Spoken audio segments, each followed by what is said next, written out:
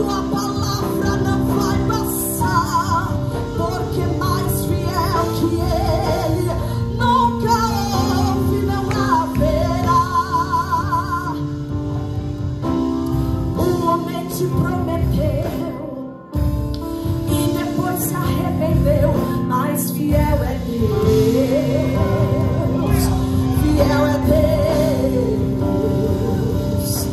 Disse que ia te ajudar e depois foi, mas fiel é Deus, fiel é Deus, que não falha, não tarda, mas sempre chega na hora exata. Ele não mente, não se arrepende, pois ele vela por sua. Já prepara o coração pra ver Deus contemplar essa linda obra que ele começou na sua vida. E você vai, ninguém vai impedir o que Deus tem pra te dar. Ninguém pode frustrar os planos do. Se Deus determinou, está depois. Ninguém vai apagar o que ele assinou. Deus hoje decretou. Haja o que houver, e Deus está no controle de tudo e tem tudo. Segura. O pastor já falou que a tão sonhada gestação chegou. A minha cunhada, a torcida. Eu quero falar sobre algo do que eu estou vivendo, sobre o gerar, mas eu não digo apenas do gerar no ventre, mas coisas que nós tanto almejamos em gerar. Às vezes é no seu casamento, às vezes é um sonho que você almeja e você não consegue. A cada dia, vai dia, passa dia, vem promessas. Nesse processo, nos dias... eu tô mexendo, vou parar. Nesses dias atuais, eles falam de tentantes, né? Nesse processo de tentantes, e passa 5 meses, 6 meses, passa um ano, e passa mais, o tempo foi passando, e eu falando, Deus, mas o que está de errado, o que está acontecendo? E foi quando eu senti a cada dia o Espírito Santo falar, já que você entregou o controle para mim, sou eu que vou te direcionar. E eu falei, Pai, no processo, o que eu faço? Ele fala, só não para. Nesse processo é só você não parar, é só você continuar. Porque enquanto você trabalha, enquanto você adora, como foi ministrado, enquanto você planta sementes, às vezes sementes tão doloridas que você tem que plantar. Lá na igreja foi Dia das Mães, e eu chamei as mães lá na frente e tive que liberar uma palavra para elas. E o meu coração apertou tanto, eu tendo que orar por mães, e nem mãe eu era ainda. Eu tendo que liberar bênçãos, eu tendo que profetizar, e à luz da palavra, tendo que orientar, dar uma palavra de orientação. E eu falei, Pai, mas de que forma? Será que eu posso fazer isso? E foi quando eu recebi uma palavra que o ofício, aquilo que foi liberado sobre nós, nos autoriza a profetizar, a acreditar, mesmo que ainda não aconteceu na nossa vida, mesmo que em casa nós não vivemos. E é por isso que nós ainda entramos na igreja e profetizamos a cura, sendo que às vezes nós não fomos curados. É por isso que nós vemos aqui, nós profetizamos algumas coisas que nós ainda não vivemos, mas nós cremos com tanta fé que o nosso Deus, Ele é poderoso para realizar em nós.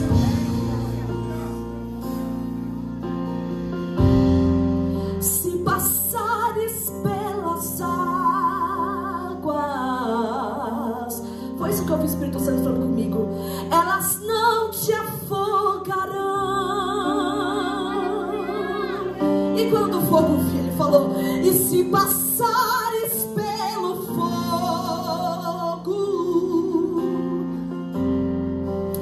ele não te queimará.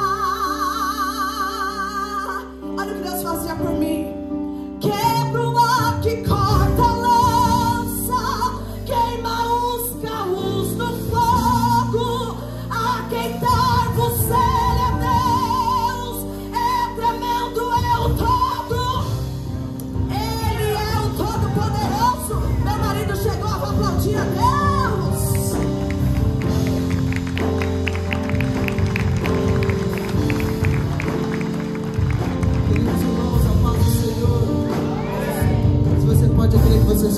sobre os seus pés.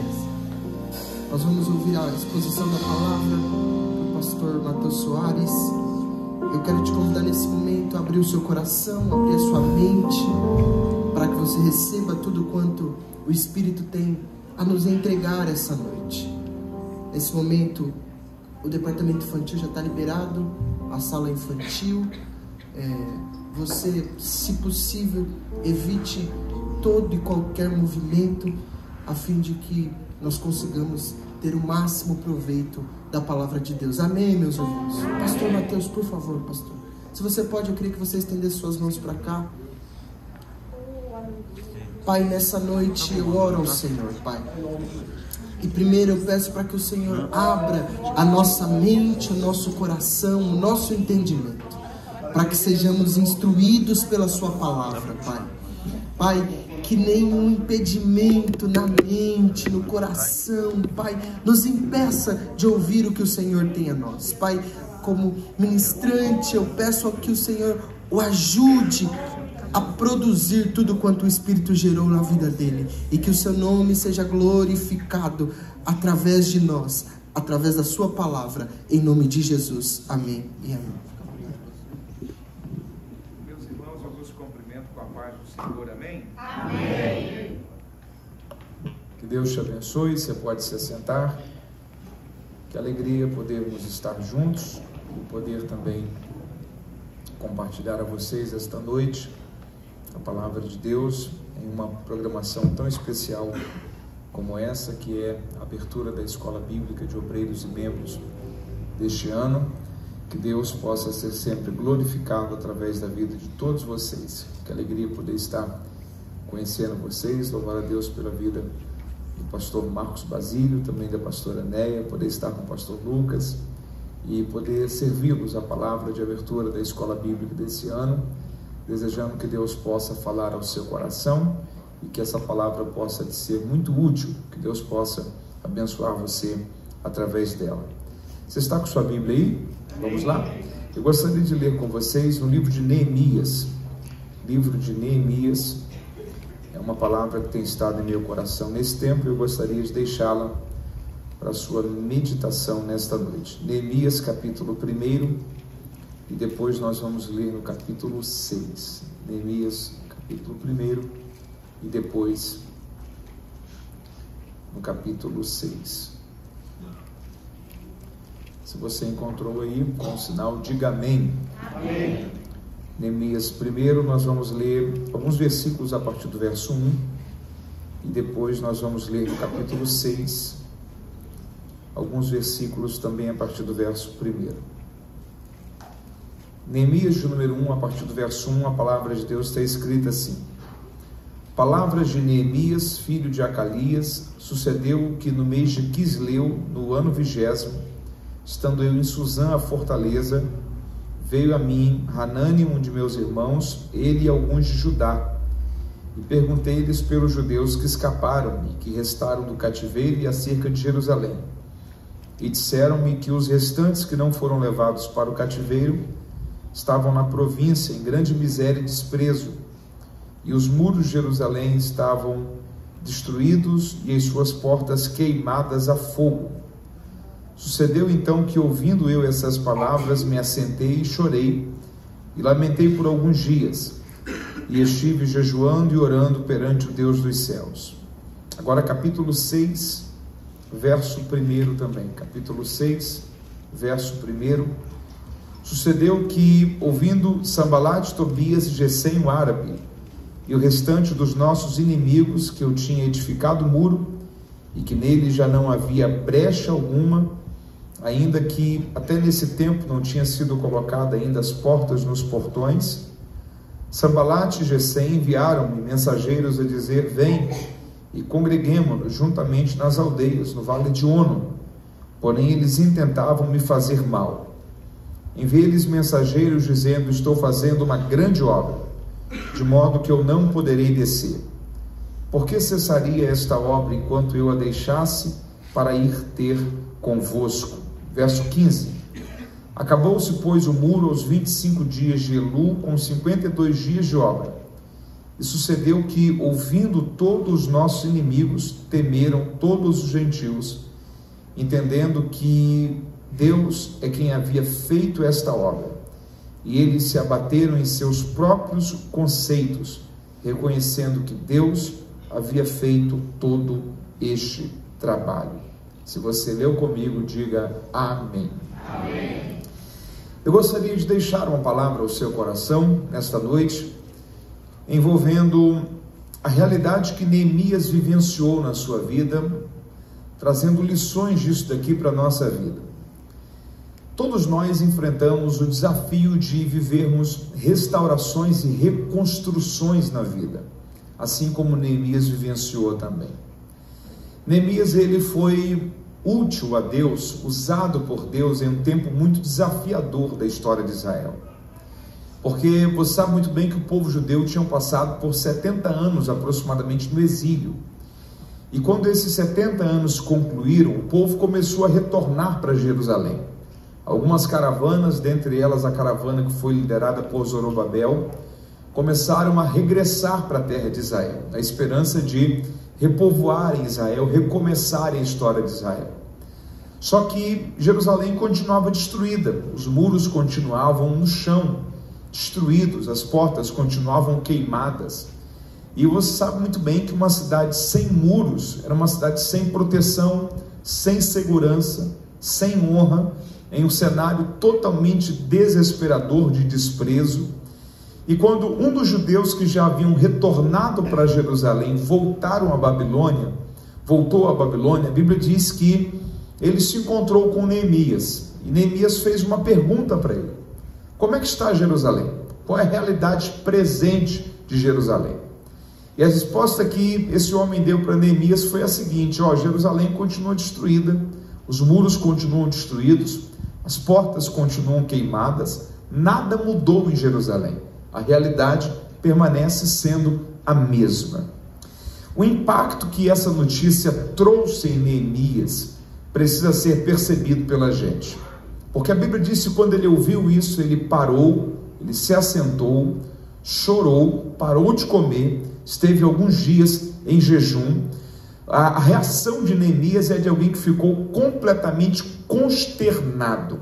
A realidade dessa notícia não permitiu que ele continuasse a viver o mesmo ritmo de vida que até então ele estava vivendo. Não foi uma simples notícia que ele recebeu, mas ele percebeu que essa notícia que mudou a rota da vida dele, deu para ele um novo sentido de vida, apontou para ele um novo senso de propósito, de urgência, de compromisso. Ele sentiu-se vocacionado por Deus, envolvido, desafiado a não permitir que aquela realidade permanecesse em Jerusalém. Há muitas coisas curiosas aqui na vida de Neemias, porque quem havia destruído aqueles muros foi Nabucodonosor. Foi quem? Nabucodonosor. Então Neemias está lidando com a realidade de ter que reconstruir algo que não foi ele que destruiu, de ter que consertar algo que não foi ele que comprometeu. Às vezes a caminhada com Deus vai te fazer passar por ter que corrigir situações que não foi você que deixou elas do jeito que estão, de ter que corrigir problemas que não foi você que causou. Nabucodonosor que havia destruído aqueles muros, mas Neemias está percebendo que, independente de quem havia comprometido aquela situação, Deus estava ali confiando a bênção da responsabilidade de restaurar aqueles muros. Neemias não era engenheiro, Neemias não era ninguém habilitado humanamente falando, com nenhuma formação para trabalhar em uma reconstrução de muros. Às vezes o que nós precisamos entender é que os primeiros passos em algo que precisam ser feitos vai exigir da gente coragem, entendendo que Deus usa pessoas que estão disponíveis para serem usados por Ele. Às vezes querer ser perfeccionista dentro daquilo que tem que ser feito pode te impedir de começar a fazer alguma coisa. Nós precisamos entender que Deus usa pessoas disponíveis. Deus usa pessoas que estão de coração aberto para servir. Então deixa eu dizer uma coisa a você esta noite: se você sente a necessidade de algo que precisa ser feito, Aprenda, comece. E talvez você não vai ser nenhum expert nesse assunto quando você começar, mas Deus vai te aperfeiçoando, te ensinando, e ao ponto que você vai fazendo, Deus vai acrescentando a você, e lá na frente você vai dizer: Senhor, muito obrigado, porque o Senhor não me deixou desistir de fazer, só porque eu ainda não era quem eu queria ser, mas eu comecei a fazer, e Deus me ajudou. Eu coloquei as minhas mãos na obra e Deus foi me capacitando. Mesmo sem nunca ter reconstruído os muros, eu aceitei o desafio. Mesmo sem ser engenheiro em reconstrução de muros, eu aceitei ir para Jerusalém. Os grandes desafios que Deus vai apresentando a você, às vezes você vai aprendendo fazendo, e Deus vai te capacitando, te dando orientação. O que você não pode é parar de fazer ou desistir de fazer só porque você não se sente a melhor pessoa para isso. Deus vai usar a sua disponibilidade, Deus vai usar a sua iniciativa, e uma grande obra será realizada para a glória de Deus através disso. Sabe o que me chama a atenção na vida de Neemias? Neemias, ele foi convencido pelo simples. Você pode repetir comigo? Diga: Neemias foi convencido pelo simples. Olha que coisa curiosa, ele não teve nenhuma visão, ele não recebeu nenhuma profecia, ele não viu nenhum anjo, você não tem nenhuma experiência sobrenatural que Neemias recebeu. Tudo que ele ouviu foi uma notícia, e tudo que ele percebeu foi uma necessidade. Eu gostaria que você entendesse isso daqui. Deus usa pessoas que se envolvem com necessidades. Você pode repetir isso comigo? Diga: Deus usa pessoas que se envolvem com necessidades. Tem uma riqueza de entendimento na Bíblia que tem se tornado cada vez mais clara para mim, que é a seguinte: os grandes feitos da Bíblia foram realizados por pessoas que fizeram coisas que Deus nem sempre os mandou fazer. Eles apenas perceberam uma necessidade. Deixa eu repetir isso aqui para você. Os grandes feitos da Bíblia foram realizados por pessoas que fizeram grandes coisas em Deus, que nem sempre Deus os mandou fazer. Eles apenas perceberam uma necessidade. Deus mandou Davi enfrentar Golias? Não, ele só percebeu uma necessidade. Deus mandou Elias ir enfrentar Acabe e Jezabel? Não, ele só percebeu uma necessidade.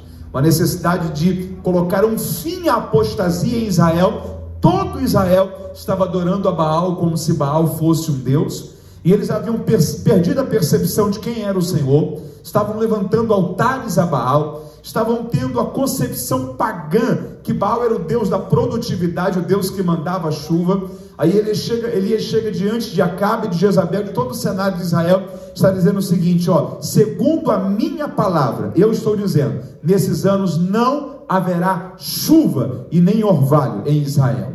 O que Elias estava dizendo era: já que vocês dizem que é Baal que manda a chuva, eu estou mostrando para vocês que a palavra de um homem de Deus apenas tem mais poder do que a palavra de Baal. Eu estou dizendo, segundo a minha palavra, que não vai haver chuva e nem orvalho em Israel. Ele percebeu uma necessidade e Deus usou a disponibilidade dele.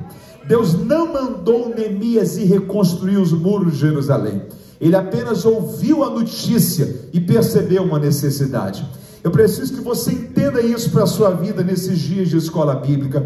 Tem muitas coisas que Deus não vai mandar nenhum anjo, você não vai ver nenhuma manifestação sobrenatural de Deus, talvez você não vai receber nenhuma profecia, não vai ter nenhum sonho, não vai ter nenhuma experiência transcendente. Deus apenas vai te conectar com algumas necessidades. Deus apenas vai te apresentar a pessoas que, para a necessidade que elas estão vivenciando, Deus já capacitou você para saber como resolvê-las. E Deus vai usar a sua disponibilidade, Deus vai usar o seu desprendimento, Deus vai usar a sua voluntariedade, Deus vai usar a sua generosidade, Deus vai usar a sua percepção, e através da sua sensibilidade, grandes coisas serão feitas para a glória de Deus. Você pode louvar a Deus por isso essa noite? Levante as suas mãos e diga assim: Senhor, eis-me aqui, use a minha vida, eu quero ser uma resposta para o meu tempo e para a minha geração. Tem uma frase que eu gosto muito dela que diz o seguinte: que você seja a última porta que alguém precisou bater. Você pode dizer isso a alguém perto de você? Diga que você seja a última porta que alguém precisou bater. Que após passar por você, a pessoa não precisa pedir ajuda e socorro em outro lugar. Que você seja a última porta que alguém precisou bater. Neemias foi a última porta que a dor de Jerusalém bateu. Neemias foi a última porta que a necessidade de Jerusalém bateu. Deus vai usar a sua vida como resposta. Deus vai usar a sua vida como solução. Há alguém que será direcionado por Deus, alguém que terá uma experiência da provisão, do cuidado, do socorro de Deus através da sua vida. Você será a última porta que a dor de alguém precisará bater. Você pode glorificar a Deus por isso? Como é que está Jerusalém? Essa pergunta aqui, para muita gente, é uma pergunta de retórica. Você já perguntou se alguém está bem? Alguém já perguntou algum dia para você se você estava bem? Todos nós. Isso é quase que cultural. Sabe qual era a resposta mais fácil para Neemias dar aqui? É quando o Hanani olhou para ele e disse o seguinte, Jerusalém está destruída, muralhas no chão, portas queimadas. A resposta mais fácil para Neemias aqui era olhar e dizer: que dor, né? Que Deus levante alguém para restaurar Jerusalém. Jerusalém é uma cidade com uma história tão linda, tá desse jeito. Mas a pergunta dele não foi por pura retórica, não foi por desencargo de consciência. Neemias não é do tipo que pergunta como está só para dar uma falsa ideia de envolvimento. Não. Como é que está Jerusalém? Jerusalém está destruída, muros no chão, portas queimadas. A Bíblia diz que ele parou, se assentou, chorou, parou de comer. Ele esteve consternado. A rotina de Neemias mudou. Você pode repetir comigo? Diga: a rotina de Neemias mudou. Guarde isso daqui. Neemias está perto de mudar a rotina de uma cidade, ok? Neemias está perto de mudar a rotina de uma cidade. Mas ninguém será capaz de mudar a rotina de uma cidade se primeiro não for capaz de mudar a sua própria rotina. Ninguém será capaz de mudar a rotina de uma geração se primeiro não for capaz de mudar a sua própria rotina. Se aquilo que eu creio, se não produzir primeiro transformação e mudança em mim, dificilmente vai produzir transformação em alguém a partir de mim. Se o evangelho que você crê, se o Deus que você crê, se as verdades, se a Bíblia, se as convicções que você tem, se não conseguirem primeiro mudar em você o que precisa ser mudado, dificilmente você vai conseguir ser um agente de transformação e de mudança para a vida de alguém. As convicções de Neemias, que estão perto de mudar a rotina de Jerusalém, em primeiro lugar, estão mudando a rotina pessoal dele, porque toda mudança precisa começar em nós. A transformação que acontece a partir de nós, primeiro precisa existir em nós. Ele para, ele se assenta, ele chora. Há uma rotina pessoal em Neemias que é transformada. Se você pode, ore isso comigo agora, diga assim: Senhor, me ajude a mudar em mim o que é preciso ser mudado, para que o Senhor use a minha vida para mudar a vida de outras pessoas. Ele chega para o rei e ele diz: eu preciso ir a Jerusalém. Eu me senti envolvido, vocacionado, chamado internamente para ir reconstruir os muros de Jerusalém. O que você precisa? Eu preciso de autorizações, eu preciso de recursos, porque nesse tempo aqui Jerusalém era uma província, era vassalo, tinha que pagar impostos. Desde que eles foram tirados de Jerusalém, os judeus, em 586 a.C. por Nabucodonosor, Israel nunca mais teve liberdade do território, nunca mais teve autônomo. Sempre todos os impérios mundiais que surgiam Os caldeus, que eram os babilônios, depois persas, medo-persas, romanos, antes os gregos, em todos esses impérios mundiais, Israel era vassalo, uma província. Havia um líder do império e um procurador naquela região. Então, a Palestina estava debaixo da organização e da liderança desse tempo aqui dos medo-persas, e ele está dizendo o seguinte, eu preciso na verdade dos persas, por Ciro, ele está dizendo, eu preciso de cartas, de autorização, de organizações, eu preciso de recursos, eu preciso chegar lá. Neemias conseguiu tudo isso, mas Neemias fez questão de deixar uma coisa clara, que apesar das cartas, apesar dos protocolos, apesar dos recursos, apesar daquilo que era liberações humanas de governança, ele está dizendo, tudo isso só deu certo, porque a boa mão de Deus estava sobre mim. Deixa eu dizer uma coisa para você, faça aquilo que é necessário ser feito, cumpra com os seus deveres, cumpra os protocolos, mas não se esqueça, o segredo sempre será, se a boa mão de Deus estiver sobre nós. Eu estou crendo na palavra de Deus aqui sobre a sua vida, a boa mão de Deus irá na frente, a boa mão de Deus irá na frente, a boa mão de Deus irá na frente. Faça tudo aquilo que tem que ser feito, mas a boa mão de Deus vai na frente, preparando caminhos, corações, abrindo portas, fazendo tudo que é necessário ser feito, aplanando os caminhos tortuosos. A mão de Deus vai na frente. Você pode glorificar a Deus por isso. Ele está dizendo, tudo isso só foi possível porque a boa mão de Deus foi na minha frente. Aí no capítulo 2, no verso 11, ele fala uma coisa muito curiosa. Ele diz, cheguei a Jerusalém. Você pode repetir comigo? Diga, cheguei a Jerusalém. E estive ali 3 dias. Quantos dias? Olha o verso 12. E de noite me levantei. Olha isso daqui. Eu e poucos homens comigo. E não declarei a ninguém o que o meu Deus tinha colocado em meu coração fazer em Jerusalém. Neemias está dando para a gente uma receita. Você pode repetir comigo? Diga uma receita. Uma receita. Neemias está ensinando para a gente com a sua vida. Ele está dizendo o seguinte, antes de chegar para os moradores de Jerusalém, dizer o seguinte, eu tenho carta de autorização, foi a força do império que me enviou, foi o rei que me enviou, nós vamos fazer uma obra aqui, construir esses muros, restabilizar a honra dessa cidade. Antes de fazer tudo isso, ele está dizendo o seguinte, cheguei em Jerusalém, tive ali 3 dias, saí pela noite, vistoriei a cidade, percebi qual era a realidade da cidade, o que era necessário. Aí ele fala, eu e poucos homens comigo. Aí ele dá uma lição para a gente, não declarei a ninguém. Você pode repetir comigo? Diga, não declarei a ninguém. Sabe o que Neemias está ensinando para a gente aqui? Coisas certas, contadas antes da hora, podem atrair muitas consequências desnecessárias. Meu Deus, olha aí. Coisas certas, contadas antes da hora, podem atrair muitas consequências desnecessárias.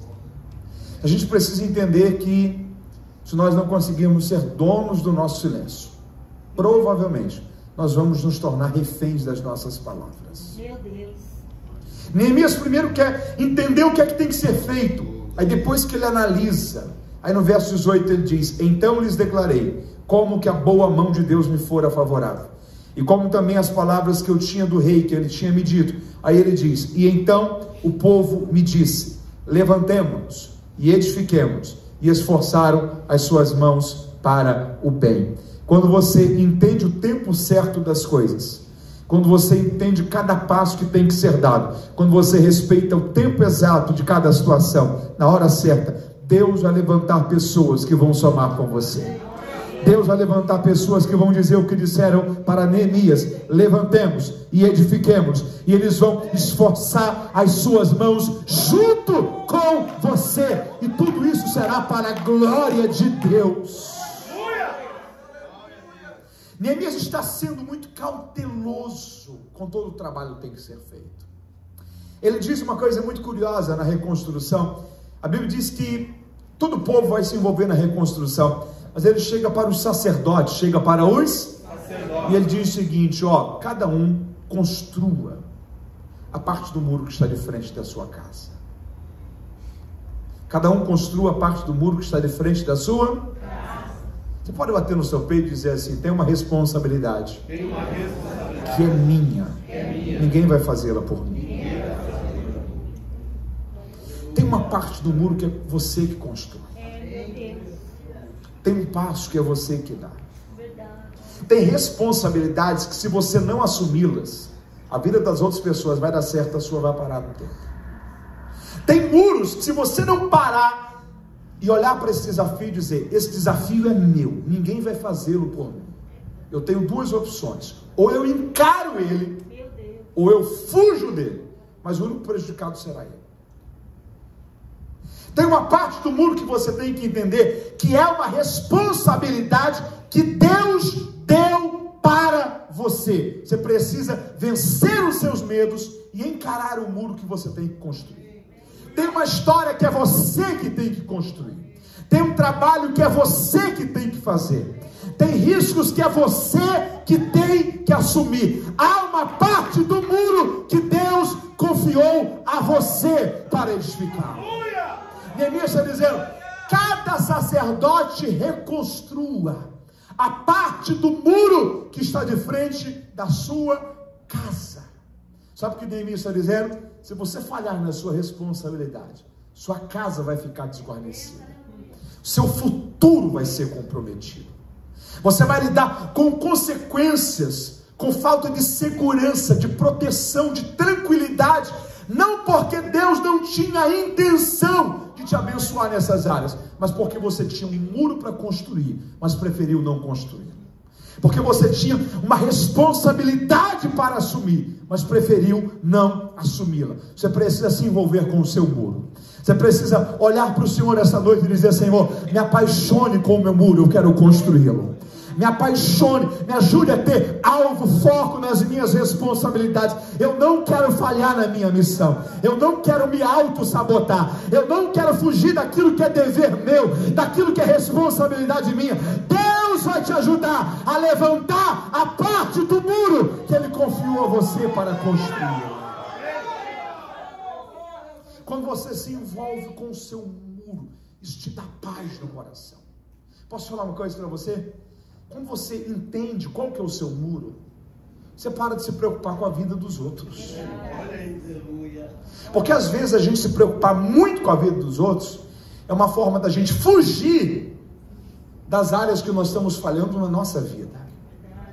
Às vezes enxergar aquilo que está errado no muro do outro é uma forma da gente tentar disfarçar o muro nosso que a gente não está construindo, ou talvez está construindo ele com brechas. Deixa eu falar uma coisa para você: tape as brechas do seu muro, feche as legalidades do seu muro. Você precisa entender que se você levantar o seu muro, sua família vai estar protegida, os seus filhos vão estar blindados, o seu lar vai estar guardado. Há uma parte do muro de frente da sua casa que é seu dever construí-lo. Deus está falando com você: assuma a sua responsabilidade, construa o seu muro, se envolva com aquilo que é a sua missão, foque nisso. Deus vai te ajudar e o nome dele será glorificado sobre a sua história de vida. Alguém que está entendendo isso pode dar glórias a Deus por isso essa noite. Cada um construa a parte do muro que está de frente da sua casa. Neemias está envolvendo o povo, está dando missão aos sacerdotes, está conectando toda a cidade com o objetivo e o alvo daquele momento. Só que só tem um problema: Jerusalém está cercada por moradores que não são deles, por povos que estavam próximos à cidade, mas não eram dos judeus. E quando eles veem e quando eles ouvem a notícia que Jerusalém está sendo edificada, eles param e eles dizem o seguinte: nós não podemos deixar que essa cidade se levante de novo. Mas por que nós não podemos deixar? Porque esse povo não é qualquer povo. Esse povo é um povo que tem um Deus, que esse Deus venceu os egípcios. Esse povo é um povo que tem um Deus, que esse Deus deles destruiu a maior força de guerra da época, que era a força de guerra do exército do faraó. Livrou eles das garras dos egípcios. guardou eles por 40 anos no deserto, enviando comida, enviando fogo à noite, por meio de colunas de fogo, enviando nuvens para proteger esse povo e livrá-los do calor do sol durante o dia. É um povo que o líder deles falava com água e a água dava rocha. É um povo que Senaqueribe não conseguiu destruir. Esse povo é um povo que venceu filisteus, midianitas, amalequitas, amorreus. É um povo que o Deus deles um dia enviou um anjo só, um anjo. E um anjo numa única noite conseguiu matar 180 mil soldados do exército inimigo. Se esse povo se ergue, se o Deus desse povo milita por eles, as coisas podem complicar para o lado da gente. Nós não podemos deixar que essa cidade se reconstrua novamente. O que nós vamos fazer? Se reúnem alguns líderes inimigos de Israel, inclusive 3, Sambalat, Tobias e Gesem, e dizem o seguinte: nós vamos importuná-los, nós vamos tirar a paz deles, nós vamos desestabilizá-los. Eles não vão terminar esse muro. Mas o que nós vamos fazer? A primeira tentativa deles foi afronta. Você pode repetir comigo? Diga afronta. Só que eles afrontaram a tal ponto de dizer o seguinte: ó, não tem qualidade o que vocês estão fazendo. Esse muro aí não vai durar muito tempo. Esse muro aí não tem segurança ou sustentação alguma. Olha o que eles chegaram a dizer: se uma raposa passar do lado e esbarrar, derruba o muro de vocês. Neemias parou por causa da afronta? Não. Deixa eu dizer uma coisa para você: as pessoas são livres para dizer o que elas quiserem. Você que escolhe dar ouvido isso a mim. Lembra aquela história de que você não pode impedir que um pássaro voe sobre a sua cabeça, mas você pode impedir que ele faça ninho sobre a sua cabeça. Você não consegue controlar a opinião das pessoas, mas você consegue definir se isso vai parar você ou não, se isso vai roubar a sua paz ou não, se isso vai tirar o seu foco, a sua alegria e o seu contentamento ou não. O Senhor está dizendo a você esta noite: você não pode parar por causa do que as pessoas pensam. Você não pode parar por causa do que as pessoas dizem. As pessoas podem até tentar afrontá-las, mas você que escolhe se você vai parar ou não, se você vai se entregar ou não, se você vai desanimar ou não. As afrontas podem ser negligenciadas e lançadas ao léu. Deus vai te ajudar a não parar por causa das afrontas que vêm. Eles começam a criar falácias, narrativas, tentando parar Neemias. Neemias continuou no foco, no muro que ele estava construindo. Primeira tentativa deu errado. Segunda tentativa, eles entenderam que já que Neemias não parava por causa do que eles diziam, eles pensaram: talvez Neemias pare por causa das ameaças que podemos fazer. E eles disseram o seguinte: nós vamos guerrear contra Israel. Nós vamos guerrear. Vocês não vão conseguir levantar esse muro. Nós vamos enfrentá-los. Nós vamos destruir vocês. Essa cidade não será reerguida novamente. A Bíblia diz que quando Neemias ouve isso, Neemias diz o seguinte para todos que estavam trabalhando na restauração: nós não vamos ser irresponsáveis. Em uma mão nós vamos levar ferramentas para trabalhar e continuar a levantar o muro. Só que na outra mão nós vamos levar armas, caso for preciso guerrear e enfrentar. Mas o que ele está dizendo é: nós não vamos deixar que os riscos nos façam parar de construir. Nós não vamos deixar que o medo nos faça parar de sonhar. Nós não vamos deixar que as possibilidades nos façam perder a atenção daquilo que temos que fazer. Deixa eu falar uma coisa para você aqui. Mais de 90% dos medos que se apresentam para a gente são situações que serão apenas medo, nunca se tornarão realidades. Mas se você para por causa disso, você perde tempo. Se você desanima por causa disso, você perde o ritmo. Se você deixa de fazer o que você está fazendo, edificar o que você está edificando, construir, gerar, sonhar o que você está sonhando, você vai perdendo tempo. E aí chega um tempo que já era para ter concluído, e você está desfrutando dos privilégios, recompensas e benefícios disso, e você está tendo que correr contra o tempo, por causa do tempo que foi perdido por causa dos medos. Sabe o que Neemias está ensinando para a gente? Não seja irresponsável. Faça aquilo que tem que fazer. Esteja pronto para qualquer cenário, mas não pare de construir. Não pare de edificar. Coloque um tijolo após outro. Coloque uma coluna após outra. Mas vai levantando o seu muro. Não deixe um dia sequer de trabalhar no trabalho daquilo que você está gerando, de sonhar naquilo que você está projetando. Não é uma notícia que chegou que vai fazer você parar. Não é talvez um laudo médico que apareceu que vai fazer você parar de construir, de sonhar e de planejar dias melhores. Deus vai te ajudar. Você verá que era apenas medo, eram apenas possibilidades, era apenas o diabo tentando roubar a sua paz, eram as narrativas tentando parar você. Não pare de construir o seu muro. Deus vai te ajudar. Essa obra será concluída e o nome do Senhor será glorificado sobre a sua história de vida. Você pode louvar a Deus por isso. Encoraje alguém perto de você. Diga para essa pessoa: não pare por causa do medo. Diga: esteja pronto, mas Deus vai te ajudar e a sua história vai ir até o final. Você está entendendo isso? Você pode glorificar a Deus por isso?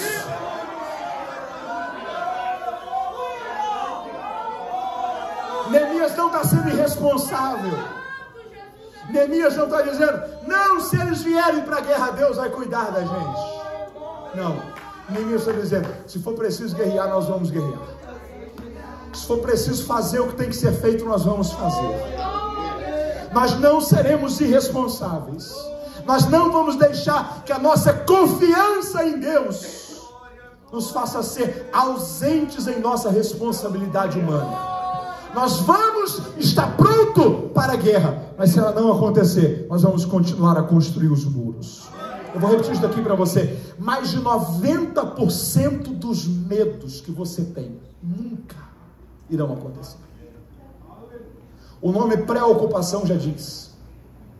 A ideia de pré, de antecipar, com ocupações. É se ocupar de forma antecipada. É ter medo de forma antecipada. É se desesperar de forma antecipada. É perder a paz e a tranquilidade de forma antecipada. É por isso que a Bíblia diz que o caminho não é a preocupação, mas é a confiança.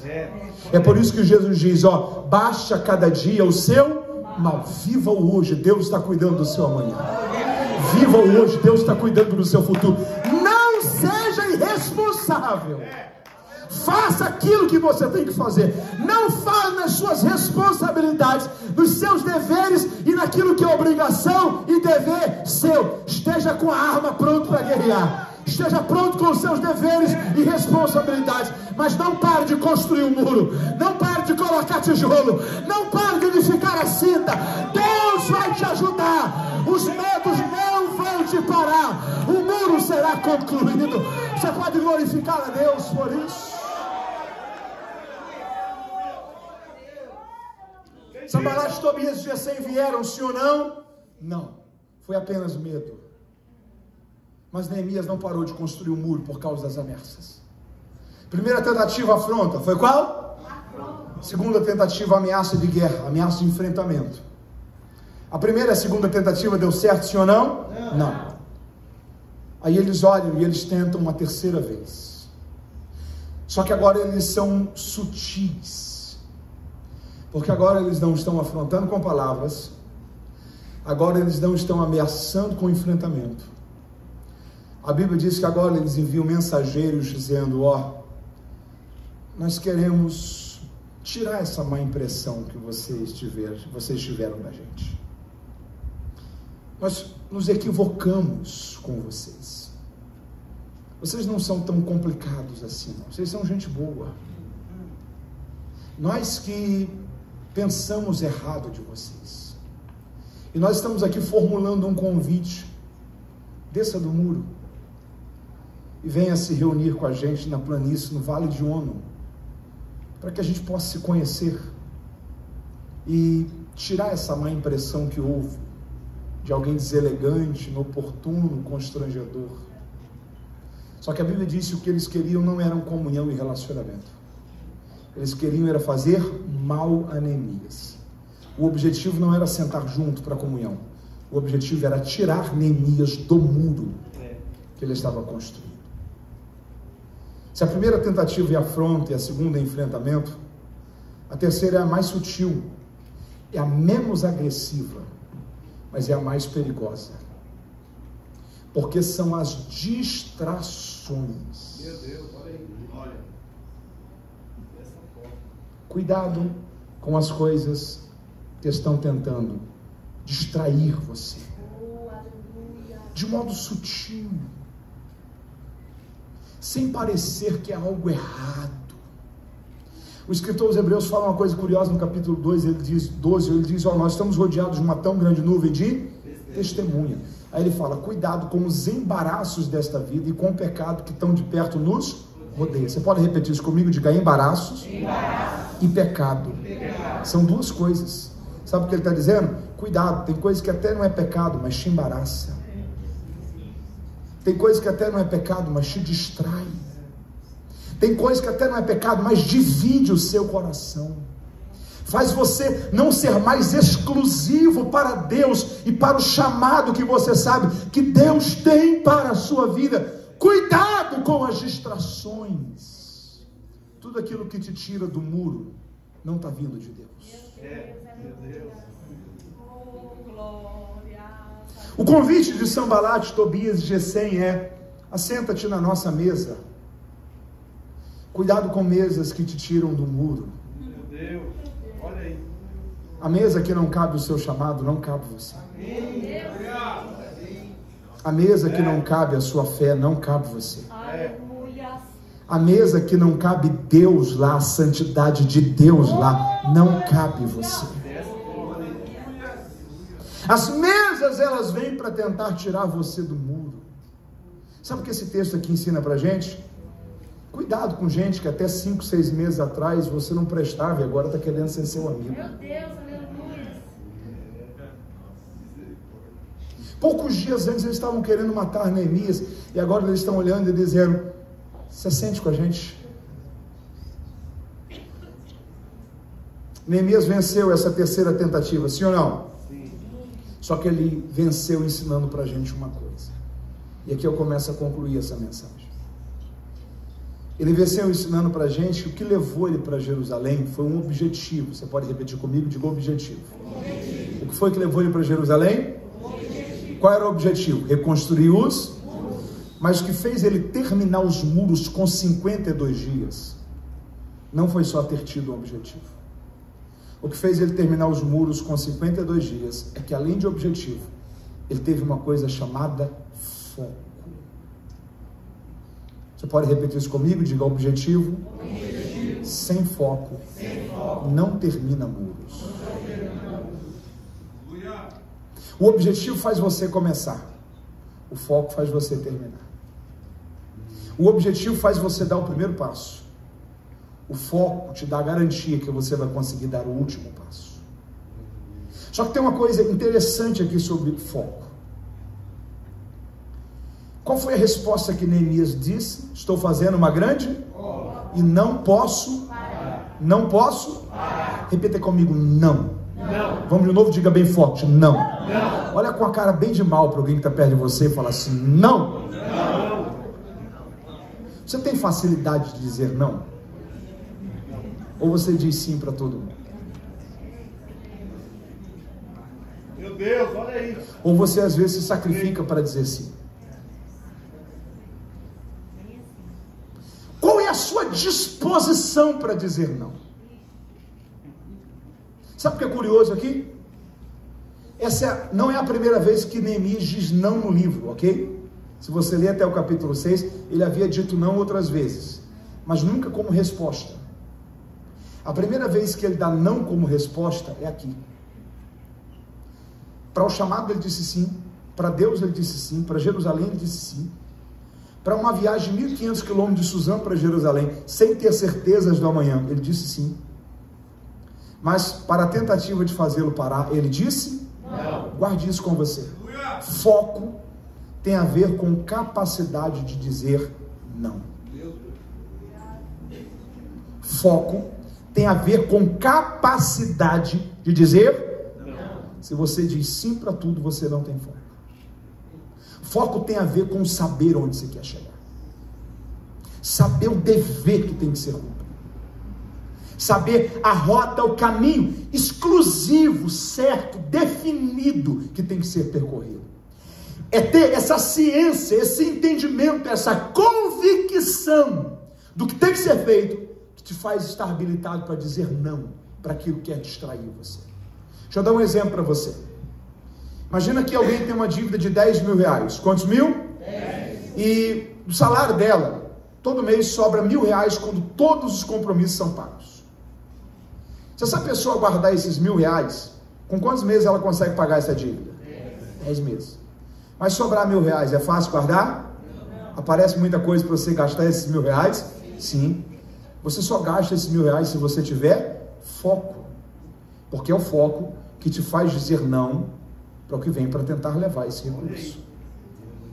Se você guardar esses R$1.000 por mês, em quantos meses você termina a dívida? Adianta apenas ter o objetivo de pagar a dívida? Não.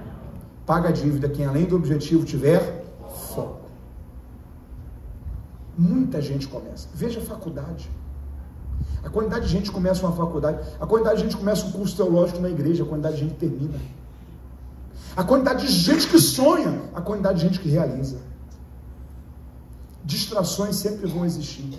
Se você não tem coragem e se você não tem determinação para dizer não para aquilo que vem para dividir a sua atenção, o seu foco, a sua capacidade de se concentrar e caminhar na rota daquilo que você tem que fazer, às vezes ter um objetivo não será suficiente. Isso aqui vale para muita coisa na vida, para sonhos, para uma qualidade de vida melhor, de saúde melhor, de uma vida emocional melhor, para tudo.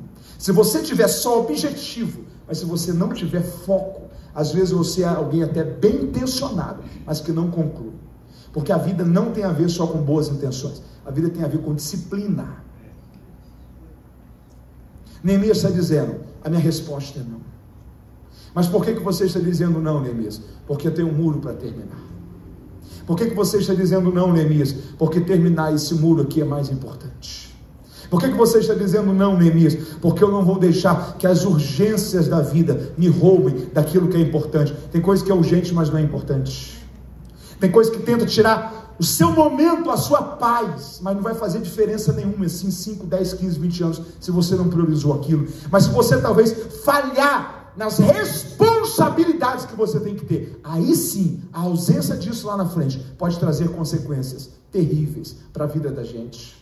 Neemias está dizendo, a minha resposta é não. Por quê? Porque ele está sinalizando uma coisa para a gente. Além de objetivo, se você tiver foco, isso aqui vai te ajudar a ter êxito naquilo que você está fazendo. Sabe qual é o resultado? Capítulo 6, versículo 15 diz, acabou-se, pois, o muro aos 25 dias do mês de Elul, com 52 dias de obra.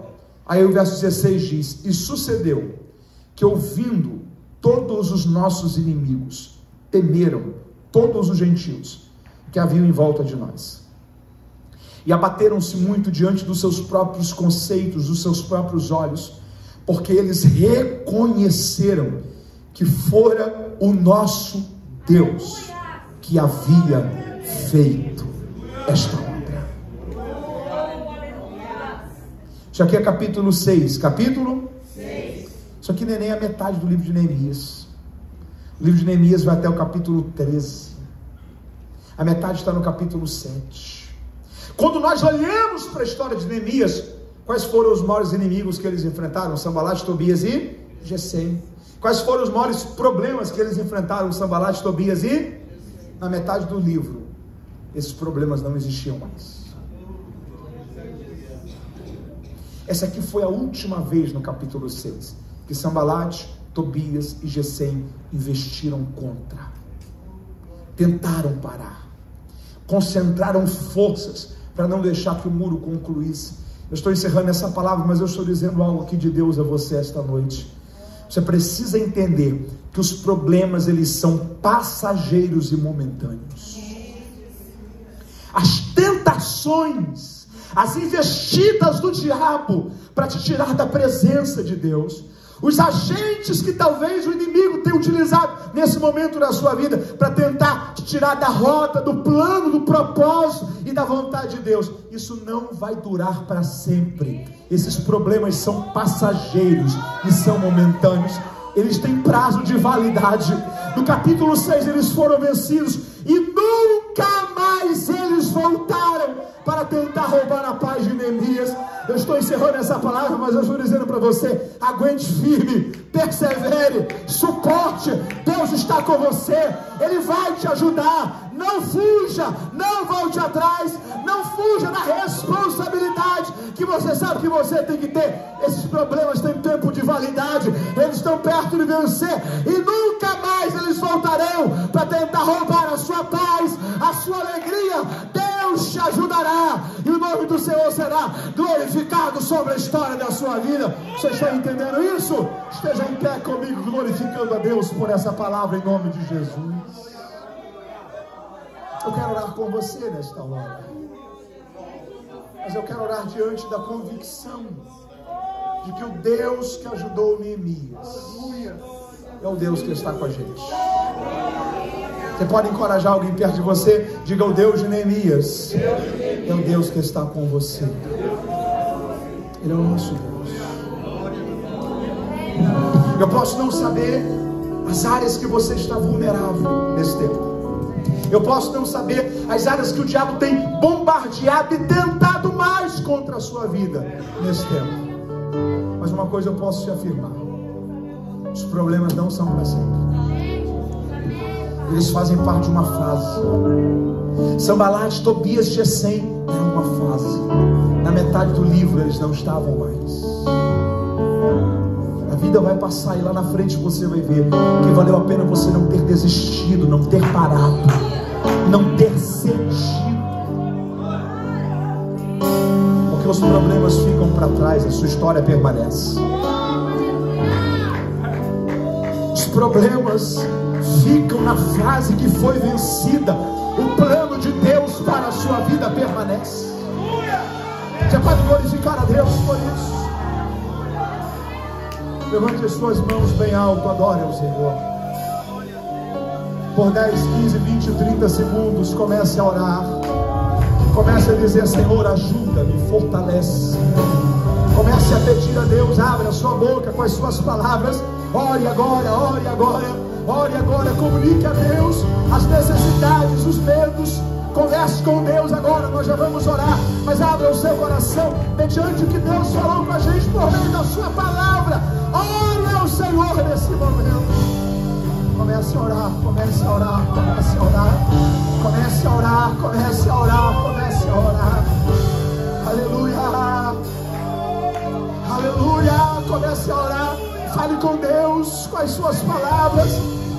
Personalize a sua oração mediante a dor, o problema, o momento. Converse com Deus agora, nós já vamos orar. Mas essa é uma noite de resposta de Deus sobre a nossa vida. Aleluia, aleluia. Fale com Deus, fale com Deus.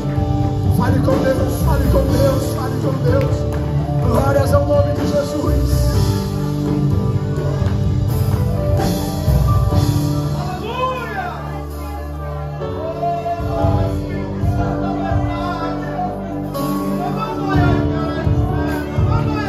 Senhor, nós estamos diante da Tua Palavra. E estando diante da Tua Palavra, nós estamos diante do Senhor. Nós queremos te agradecer pela Tua Palavra essa noite. Senhor, toque a nossa vida com entendimento, com clareza. Dá-nos a medida de coragem necessária, a medida de convicção, temor e resolução necessária para fazermos o que tem que ser feito. Não nos deixe parar por falta de coragem. Não nos deixe parar por causa de falta de fé. Mas envolve-nos, ó Pai, no temor do Senhor. Assim como o Senhor ajudou Neemias a ir até o final. Assim como o Senhor fez Neemias ter foco. Assim como o Senhor fez aquele muro ser concluído com 52 dias. Assim como a Tua boa mão estava à frente deles, com eles. faz conosco também, Senhor. Que haja uma convicção em nosso coração real, verdadeira, clara, palpável, de que nenhum mal acontecerá a nós, nem aos nossos, nem à nossa casa, nem ao teu plano para a nossa vida. Frustra e repreende todos os planos do diabo. Dá-nos o livramento, Senhor. Que livramentos possam ser tão presentes, completos e perfeitos, que nem por nós passe o medo deles terem existido, mas que o Senhor nos conduza com a tua mão, a nossa casa, nossos projetos, nos ajude a reconstruir o muro que o Senhor designou para nós construirmos. Que esta palavra seja verdade sobre a nossa vida, que sejamos revestidos por esta palavra, para a glória do teu nome. Oramos a ti, em nome de Jesus, em nome de Jesus. Vamos cantar. Enquanto essa canção é cantada, entoada, feche seus olhos, ore ao Senhor, ore ao Senhor, ore ao Senhor.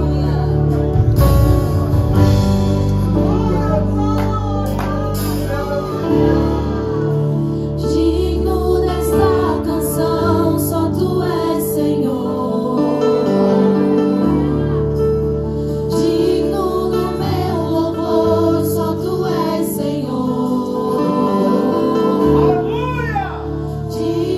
da minha vida, tu és Senhor.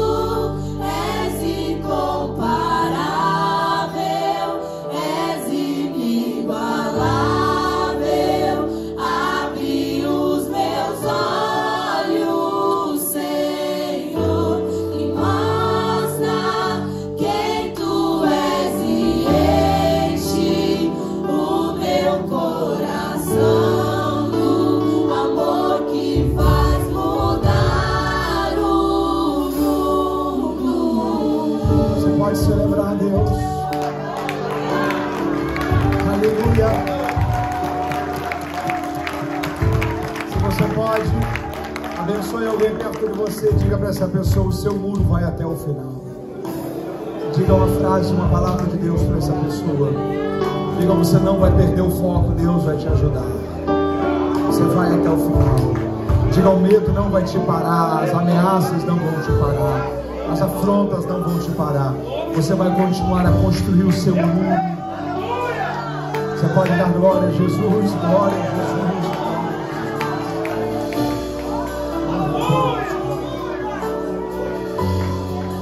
Deus te abençoe.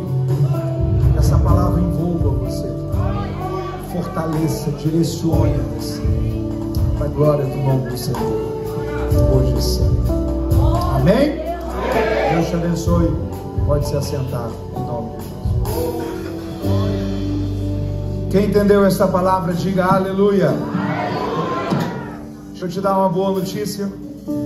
Quantos aqui amam entender e estudar a Bíblia, digam glória a Deus. Eu tenho uma forma de eu continuar abençoando você, ministrando a você e sendo útil a você após esse culto terminar. Deus tem me dado a alegria de poder escrever livros que têm abençoado a vida de muita gente. Eu tenho certeza que podem abençoar a sua vida também. Em especial, eu trouxe esta noite 3 exemplares que ao final desse culto vão estar à sua disposição. A primeira dessas obras é uma enciclopédia sobre a vida dos personagens bíblicos. Eu levei mais de 7 anos escrevendo esse livro. São quase 500 páginas. Talvez você diz: Mateus, eu tenho dificuldades às vezes em ler um livro de 100 páginas. O que eu vou fazer com um livro de quase 500 páginas? Essa obra aqui não é uma daquelas obras, daquela que você lê da página 1 até o final, a não sei que você queira, mas é uma obra de pesquisa. Sabe aquele momento que você tem uma dúvida de um texto da Bíblia e sente falta de um livro que te explica aquele texto? Então você está lendo às vezes sobre Davi, você vê que na letra D, às vezes tem 10, 15, 20 páginas explicando a vida de um único personagem da Bíblia. Contexto cultural, histórico, às vezes polêmicas da Bíblia. Primeira família da Bíblia, você lembra quem foi? Adão, Eva, Caim e Abel. Caim mata Abel. A Bíblia diz que ele vai morar numa cidade chamada Nod. Ali se casou, teve filhos e formou toda a sua família. Muita gente se pergunta se a primeira família foi Adão, Eva, Caim e Abel. Caim se casou com quem? Quem foi a esposa de Caim? Como assim ele foi morar numa outra cidade se tudo começou no Éden? Como que a gente explica isso? Então são detalhes das histórias da Bíblia que às vezes nós estamos lendo e sentimos falta de um material que nos ajude a entender, trazer clareza, informações, e esse é um material que vai te abençoar muito. Eu tive a alegria de ter a revisão desse livro e por um pastor muito querido, pastor Hernandes Dias Lopes, e o prefácio dele foi pelo saudoso Dr. Russell Shedd, que foi uma das grandes referências que o Brasil teve na área do ensino. Dentre as coisas que o Dr. Shedd escreveu no prefácio, escreveu que não conheceu outra obra em português que reunisse tantas informações sobre a vida dos personagens bíblicos quanto essa. Então é uma ferramenta que vai ser muito útil para você. A penúltima obra é o Manual Bíblico Expositivo sobre as Parábolas de Jesus. 1/3 dos ensinos de Jesus foram em parábolas, 42 parábolas ao todo. A grande maioria delas está dentro de um contexto cultural muito diferente do nosso. O exemplo disso é a parábola das 10 virgens. Eu por muito tempo pensei e preguei que as 10 virgens em Mateus 25 representavam ali a igreja. Até que eu me deparei diante da seguinte situação: quem eram as 10 virgens dentro do contexto cultural daquela época? Elas eram acompanhantes da noiva, que tinham a missão de cuidarem da noiva, prepararem ela para o casamento e iluminarem o caminho que era da casa da noiva até a casa do noivo, que era onde o casamento judaico acontecia. Se as 10 virgens não eram a noiva, na analogia entre Cristo e a igreja, elas não se encaixam ali como a igreja. Quem então elas representam ali? Qual era a diferença do joio para o trigo? O rico e o Lázaro era uma parábola ou uma história real? Jesus nunca deu nome aos personagens das suas parábolas, ali ele dá. O que é a blasfêmia contra o Espírito Santo, que é o ensino de Jesus em uma de suas parábolas, que é a história do mais valente? Então são mais de 300 páginas, te explicando todas as 42 parábolas que Jesus contou, dentro do contexto cultural da época, interpretativo e exegético sobre a interpretação de cada uma dessas parábolas. E o último livro é o Guia do Estudante da Bíblia. Esse livro aqui ele é fruto de anos pesquisando sobre os pontos mais desafiadores para a interpretação bíblica. Muitas questões escatológicas, as pessoas perguntam muito sobre Apocalipse, grande tribulação, fim dos tempos, anticristo, como que a gente entende essas coisas? Questões como, por exemplo, a vida após a morte. Os mortos possuem memória ou não? Nós reconheceremos ou não as pessoas no céu? o dilúvio, ele foi local ou foi universal? A Bíblia diz que as águas do dilúvio encobriram toda a terra. Pense uma coisa comigo, Noé vivia no atual território do Oriente Médio. Tem espécies que vivem apenas em uma região, tem animais que vivem apenas na floresta amazônica, no Polo Norte, no Japão, que é uma ilha. Se o dilúvio for universal, como que o Noé fez para preservar todas essas espécies? As pessoas viviam mesmo quase 1000 anos no livro do Gênesis, ou a contagem de anos lá era diferente da contagem de anos do nosso tempo. Você tem um evangelho que fala que Jesus curou um cego em Jericó, o outro fala que curou 2. O livro dos reis diz que um rei começou a reinar com tal idade, o livro das crônicas fala que o mesmo rei começou a reinar com uma idade diferente. Como que a gente entende isso? Chegaram para Jesus e perguntaram: Senhor, qual sinal nós teremos sobre a sua morte e ressurreição? Ele disse: eu vou dar apenas um sinal para vocês, o sinal de Jonas, porque do mesmo modo que Jonas ficou 3 dias e 3 noites no ventre do grande peixe, o Filho do Homem ficará também 3 dias e 3 noites no seio da terra.